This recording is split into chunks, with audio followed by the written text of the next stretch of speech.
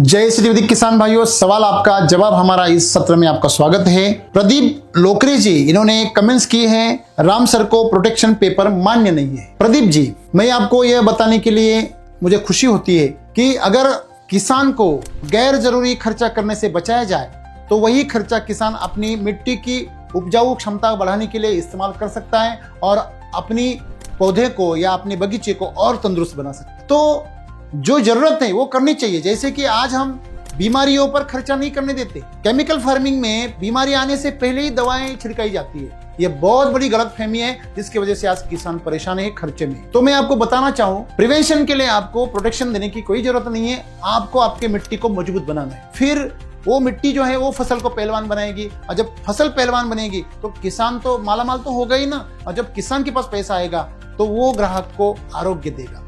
अगर किसान ही अगर उसके पास गरीबी है तो वो ही अगर टूटा फूटा है तो वो क्या गारंटी है कि वो सामने अमृत देगा। तो इसीलिए आपको यह समझना जरूरी है कि जो प्रोटेक्शन पेपर होते हैं इसकी कोई जरूरत नहीं पड़ती। अगर आपके मिट्टी में ताकत है, आपका पौधा खुद अपने फल का और अपने फूल का बचाव कर सकता है, उतनी उसके अंदर क्षमता होती है। जो अनार की वैरायटी है उसमें आपको प्रोटेक्शन पेपर देने की कोई जरूरत नहीं है और इसकी वजह से किसानों का नुकसान होता है। फोटोसिंथेसिस सही ढंग से नहीं होता है, फल की साइज में समस्या आ जाती है, मिलीबग बढ़ जाता है। आप इन चीजों को बचा सकते हैं। आप अमरूद में करते हो वो बात अलग है, उसका छिलका नरम होता है। ऐसे अपवाद होते हैं, अपवाद को आप नियम मत बनाइए। धन्यवाद।